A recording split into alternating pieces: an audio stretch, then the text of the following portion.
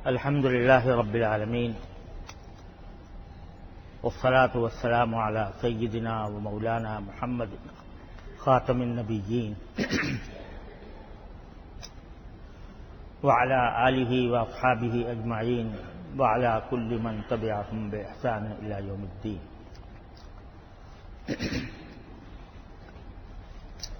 اما بعد، بزرگان محترم اور برادران عزیز، السلام علیکم ورحمۃ اللہ تعالی وبرکاتہ۔ پچھلے جمعہ میں نے یہ عرض کیا تھا کہ اللہ تبارک و تعالی نے ہمیں جو زبان عطا فرمائی ہے وہ اللہ تعالی کی اتنی بڑی نعمت ہے کہ اس کی ہم قدر نہیں کرتے اور اس کو بے محابہ غلط چیزوں میں استعمال کرتے رہتے ہیں۔ در حقیقت اگر دیکھا جائے تو اللہ تبارک و تعالی نے ہمیں جتنی نعمتیں دی ہیں، آنکھ ہے، کان ہے، زبان ہے، ہاتھ پاؤں ہے، یہ سب در حقیقت اللہ تعالی کی عطا ہے اور ہمارے امتحان کے لیے کہ ہم نے یہ تمہیں سرکاری مشینیں دے رکھی ہیں، جب تک تم زندہ ہو تم ان سے فائدہ اٹھاتے رہو گے، لیکن امتحان یہ ہے کہ آیا تم ان کو صحیح کام میں استعمال کرتے ہو یا ہماری نافرمانی میں استعمال کرتے ہو۔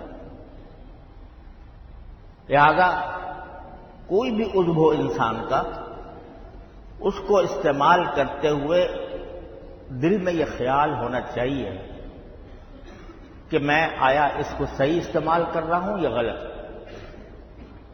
کہیں ایسا تو نہیں ہے کہ اس نعمت کو میں اللہ تعالی کی معصیت میں اور نافرمانی میں استعمال کر رہا ہوں اور یہ ایسا ہو جائے کہ کوئی شخص مجھ پر انعام کرے اور میں اسی انعام کو اسی کے خلاف استعمال کروں۔ یہ کتنی بڑی ناشکری ہی نہیں بلکہ غداری ہوگی۔ تو اسی طرح یہ زبان کی نعمت اللہ تعالیٰ نے عطا فرمائی ہے اور چند چیزوں سے کہا ہے کہ اس زبان کو ان چند چیزوں سے بچانا، اس کام میں استعمال نہ کرنا۔ ان میں سے ایک چیز جھوٹ، جس کا پچھلی مجلس میں نے عرض کیا تھا کہ جھوٹ کی مختلف شکلیں ہوتی ہیں اور صرف اتنا ہی نہیں ہے کہ آپ جان بوجھ کر جھوٹ بولیں تو وہ حرام ہوگا، بلکہ جس چیز سے بھی غلط تاثر لوگوں کے اوپر پہنچتا ہو وہ جھوٹ میں داخل ہے۔ یہاں تک کہ رسول کریم صلی اللہ علیہ وسلم نے ارشاد فرمایا کہ انسان کے جھوٹا ہونے کے لیے یہ بات بھی کافی ہے کہ وہ جو بات سنے وہ آگے نقل کر دے بغیر تحقیق کے۔ یہ بھی جھوٹے ہونے کی ایک قسم ہے جو رسول کریم صلی اللہ علیہ وسلم بیان فرمائے۔ ہم اپنے معاشرے پر اگر نظر ڈال کر دیکھیں تو خاص طور پر یہ بات کہ جو بات کہیں سنی یا کسی سے پتہ چلی، یہ دیکھے بغیر کہ آیا وہ صحیح ہے یا غلط ہے اور اس کی تحقیق کیے بغیر ہم اس کو لوگوں کے سامنے بیان کرنا شروع کر دیتے ہیں۔ لوگوں کے بارے میں طرح طرح کی اتہامات، وہ جن کی کوئی تحقیق نہیں، جن کا کوئی ثبوت نہیں، وہ ہم دوسروں کو بیان کرنا شروع کر دیتے ہیں۔ یہ سب جھوٹ کی تعریف میں داخل ہے۔ دوسری چیز جس کی طرف آج توجہ دلانا چاہتا ہوں وہ ایسی بیماری ہے کہ معاشرے نے اس کو تباہ کیا ہوا ہے، معاشرے کو اس نے تباہ کیا ہوا ہے۔ وہ ہے غیبت، یعنی کسی کے پیٹھ پیچھے اس کی برائی کرنا، ایسی برائی کرنا کہ اگر وہ سنے تو اس کو ناگوار ہو کہ دیکھو میرے پیچھے یہ میری بات، یہ اس شخص نے میری یہ برائی کی تھی۔ اس کو غیبت کہتے ہیں۔ حدیث میں نبی کریم سرورہ دو عالم صلی اللہ علیہ وسلم کا یہ ارشاد ہے کہ صحابہ کرام نے جب پوچھا کہ یا رسول اللہ غیبت کیا ہوتی ہے، تو آپ نے فرمایا ذکر کا اخاک بما یکرہ، اپنے کسی بھائی کی کا ایسے انداز سے ذکر کرنا جو اسے ناگوار ہو، یہ غیبت ہے۔ اور اتنی بڑی غیبت ہے کہ اس کے بارے میں اتنا بڑا گناہ ہے کہ اس کے بارے میں قرآن کریم یہ فرماتا ہے کہ ایحب احدکم ان یاکل لحم اخیہ میتا فکرہتموہ، کیا تم میں سے کوئی شخص یہ پسند کرے گا کہ اپنے مردہ بھائی کا گوشت کھائے؟ یہ تو انسان کا گوشت، انسان بھی اپنا بھائی مردہ، اس کا گوشت کھانا پسند کرو گے؟ تو یہ غیبت جو ہے وہ مردہ بھائی کا گوشت کھانا ہے، یہ قرآن کریم کے الفاظ ہیں۔ اور ایک حدیث میں یہ بات مروی ہے کہ رسول کریم صلی اللہ علیہ وسلم نے ارشاد فرمایا کہ الغیبت اشد من الزنا، کہ غیبت زنا کاری سے بھی زیادہ سخت گناہ ہے۔ کیوں؟ اس لیے کہ زنا کا تعلق حقوق اللہ سے ہے۔ اگر فرض کرو اللہ بچائے ہر مسلمان کو، لیکن اگر وہ اس میں مبتلا ہو گیا کبھی اور پھر اللہ نے اس کو عقل دے دی، سمجھ دے دی، اور وہ اللہ تعالیٰ کے سامنے شرمندہ ہو کر توبہ کر لے، یا اللہ مجھ سے بڑی سب غلطی ہو گئی، مجھ سے بہت بڑا جرم ہو گیا، اے اللہ اپنی رحمت سے مجھے معاف کر دے، فوراً معاف ہو جائے۔ جب وہ توبہ کر لے گا سچے دل سے، فوراً معاف ہو جائے گا۔ لیکن غیبت کا تعلق ہے حقوق العباد سے، بندوں کے حقوق سے۔ اگر کسی شخص کی آپ نے برائی کی ہے اس کے پیٹھ پیچھے، اللہ بچائے، تو اگر توبہ بھی کر لو، یا اللہ میں توبہ کرتا ہوں غیبت سے، یا اللہ میں توبہ کرتا ہوں، بہت سخت غلطی ہو گئی، بہت سخت گناہ ہو گیا، اللہ معاف کرو، اللہ تعالیٰ فرماتے ہیں میں معاف نہیں کروں گا، معاف نہیں کروں گا جب تک وہ شخص جس کی غیبت کی ہے تم نے، جس کی برائی کی ہے، وہ جب تک معاف نہ کرے میں معاف نہیں کروں۔ اس لیے فرمایا گیا کہ غیبت زنا سے بھی زیادہ، زنا کاری سے بھی زیادہ بدتر چیز ہے۔ اب اگر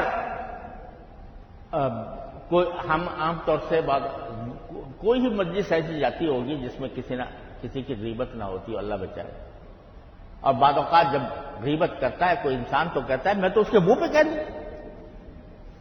اس کے سامنے کہہ دوں، اس سے کوئی جواز فراہم نہیں ہوتا۔ اس لیے کہ رسول کریم صلی اللہ علیہ وسلم نے جو تعریف فرمائی وہ یہ ہے کہ تم اپنے بھائی کا ایسا ذکر کسی مجلس میں، کسی جگہ اس طرح کرو جو اسے ناگوار ہو، چاہے سامنے کرو چاہے پیچھے کرو، تو اس سے کوئی فرق نہیں پڑتا۔ لہذا یہ کہہ دینا کہ میں تو اس کے منہ پہ کہہ دوں، اس سے کوئی جواز فراہم نہیں ہوتا غیبت۔ دوسری بات یہ ہے کہ رسول کریم صلی اللہ علیہ وسلم نے ایک چیز واضح فرما دی ہے، جب آپ نے یہ فرمایا کہ غیبت اس کو کہتے ہیں کہ تم اپنے کسی بھائی کا تذکرہ ایسے انداز سے کرو کہ جو اس کو ناگوار ہو، برا لگے، یہ غیبت ہے۔ تو ایک صحابی نے پوچھ لیا کہ یا رسول اللہ، اگر میں کسی کی ایسی برائی بیان کر رہا ہوں جو اس کے اندر ہے، یعنی جھوٹ نہیں بول رہا، غلط نہیں کہہ رہا، باقی اس کے اندر وہ برائی ہے، اور میں کہتا ہوں کہ برائی، کہ وہ اس کو برا کہتا ہوں، تو آپ نے فرمایا کہ اگر اس میں وہ برائی ہے جو تم بیان کر رہے ہو تب تو یہ غیبت ہے، اور اگر وہ برائی اس میں نہیں ہے اور پھر تم کہہ رہے ہو تو یہ بہتان ہے، گویا ڈبل گناہ ہو گیا۔ اگر اس میں برائی وہ نہیں ہے اور تم کہہ رہے ہو برائی ہے تو غیبت ہی نہیں رہی، اس سے بہتان بھی ہوگا ساتھ ساتھ۔ اور غیبت تو وہ ہوتی ہے کہ صرف غیبت جو بہتان نہ ہو، وہ یہ ہوتی ہے کہ واقعی اس میں برائی ہے اور تم اس کے پیچھے پیچھے بیان کرو. اگر تمہارا مقصد اصلاح ہے، اس شخص کی اصلاح کرنا مقصود ہے، تو اسی سے کہو کہ بھئی تمہارے اندر یہ بات ہے، تنہائی میں کرو، محبت سے کہو، شفقت سے کہو، نرمی سے کہو کہ تمہارے فلاں عمل درست نہیں ہے، اس کو ٹھیک کر لو، تو اس سے کہو. باہر اس کے پیچھے اس کی برائی بیان کر رہے ہو تو یہ گناہ ہے، اتنا گناہ ہے کہ جیسے مردہ بھائی کا گوشت کھانا. ایک حدیث میں بڑی اچھی بات کہی حضرت حکیم الامت مولانا اشرف علی صاحب تھانوی رحمۃ اللہ علیہ نے. ایک حدیث میں فرمایا، رسول کریم صلی اللہ علیہ وسلم کا ارشاد منقول ہے کہ المؤمن مرآت المؤمن،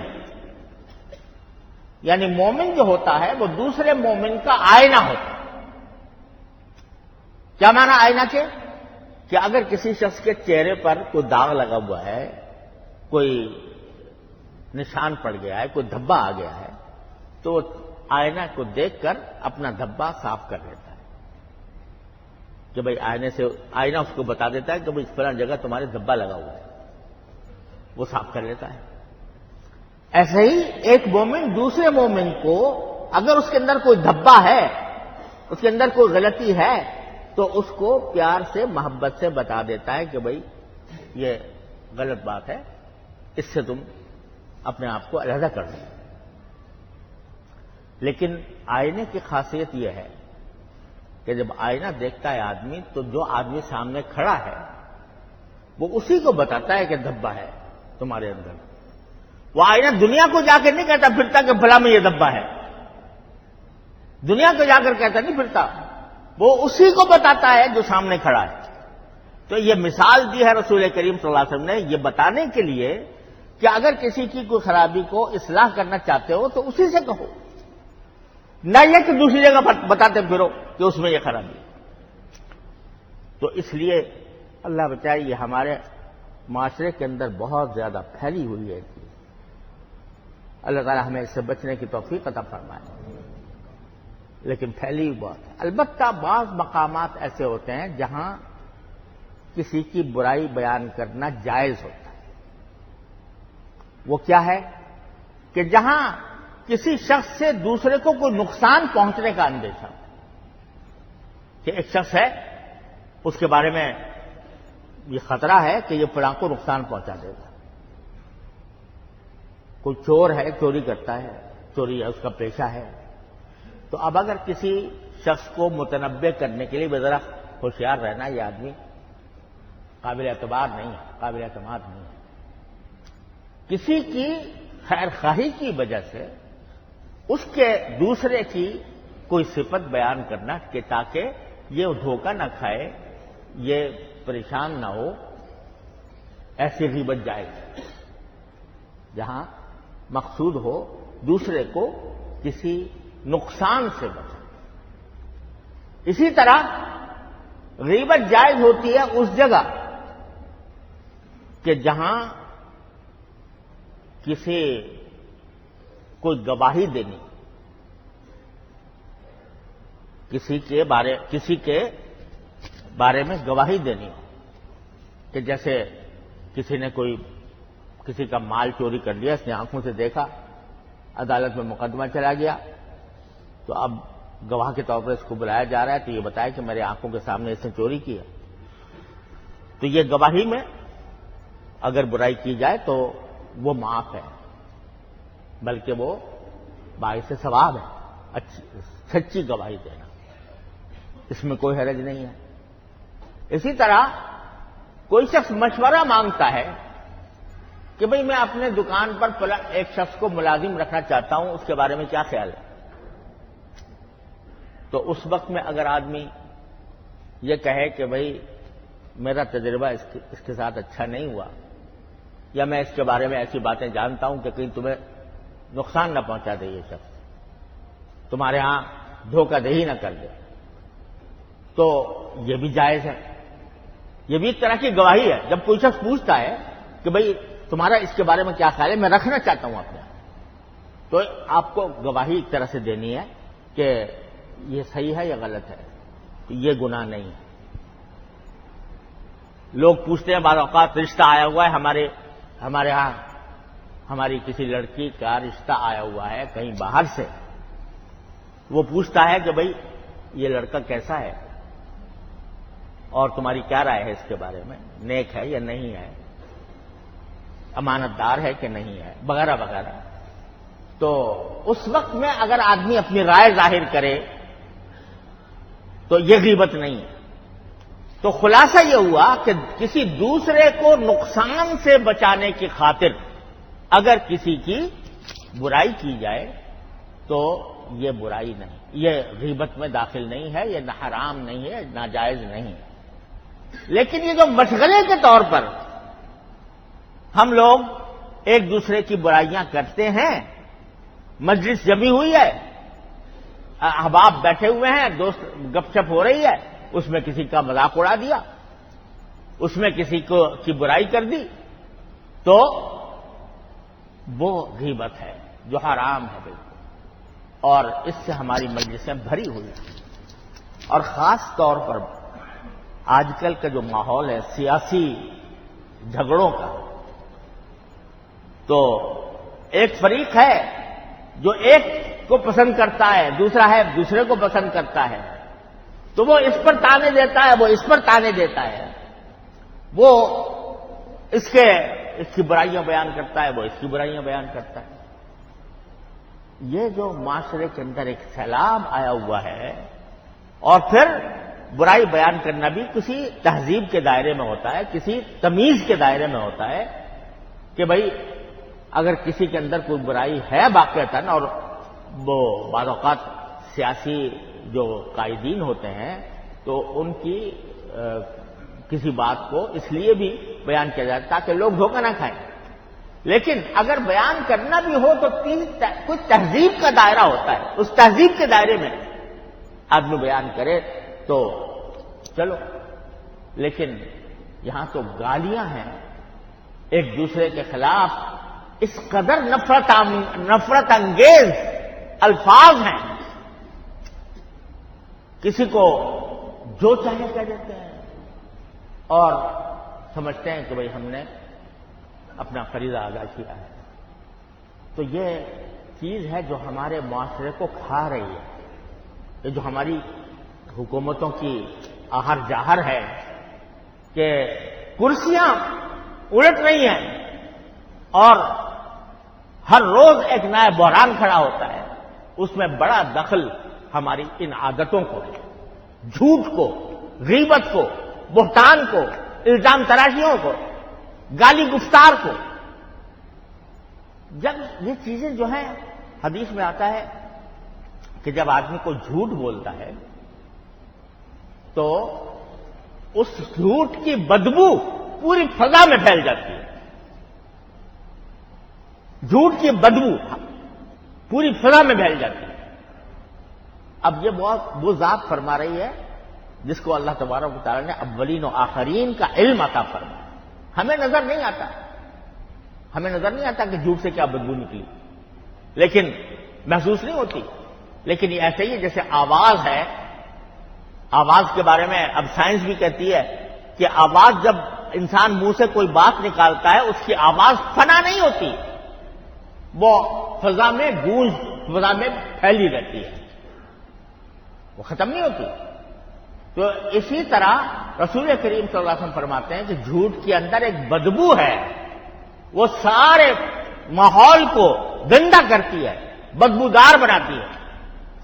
تو جب ہم جھوٹ بول کر، غیبتیں کر کے، بہتان کر، ترازیاں کر کے، الزام تراشیاں کر کے، گالیاں دے کر اپنی زبان کو استعمال کر رہے ہیں تو فضا میں بدبو پھیلے گی کہ نہیں پھیلے گی؟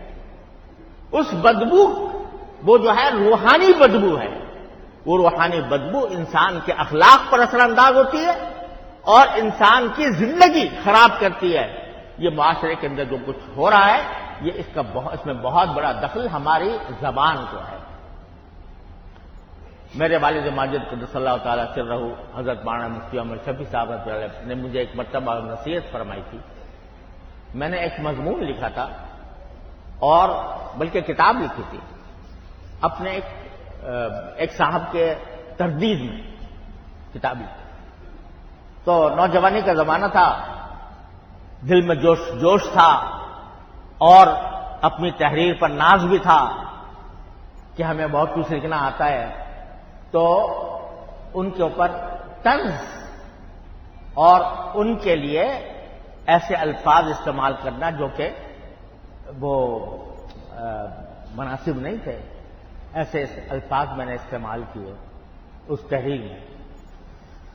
تو جب وہ تحریر پوری سنی مجھ سے تو فرمایا کہ یہ بتاؤ کہ تم نے یہ کس کے لیے لکھی؟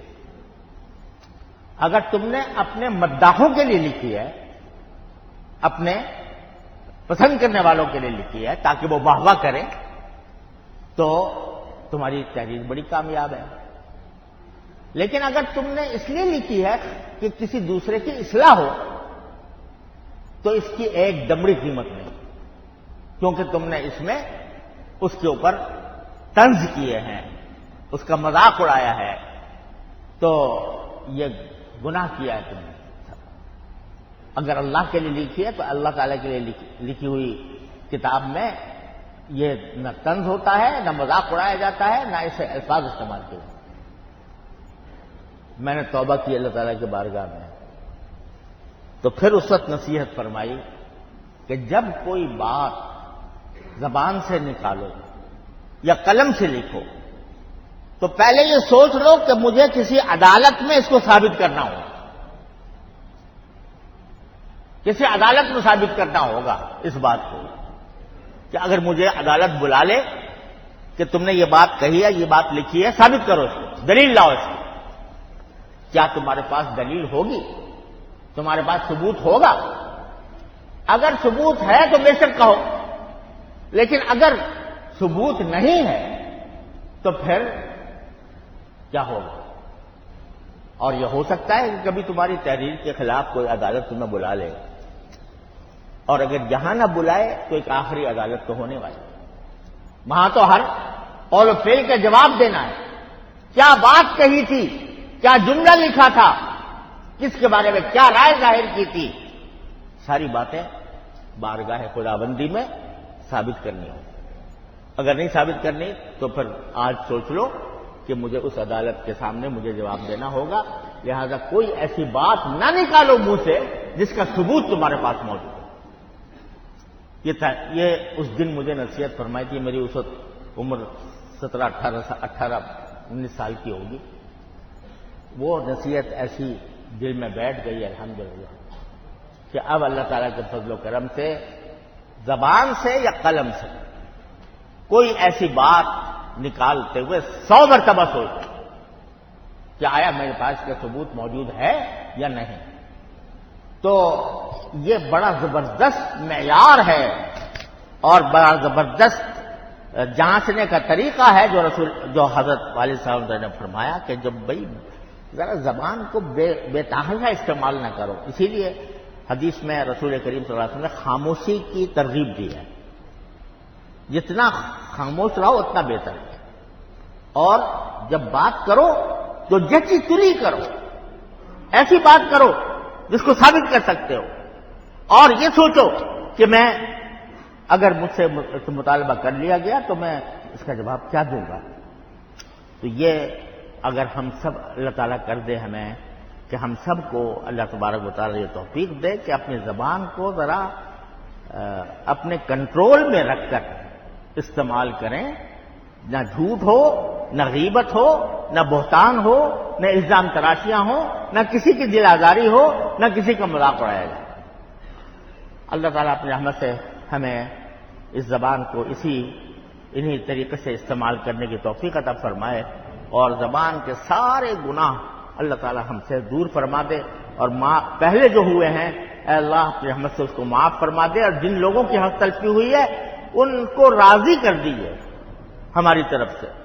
یہ دعا بھی مانگنی چاہیے کہ ہم نے جن کی حق تلفی کی ہے اے اللہ ان کو راضی کر دے ہم سے، تاکہ ہم سے آخرت میں اس کا سوال اور محاسبہ نہ ہو. اللہ تعالی ہم سب کو اس کی توفیق عطا فرمائے. وآخر دعوانا الحمدللہ.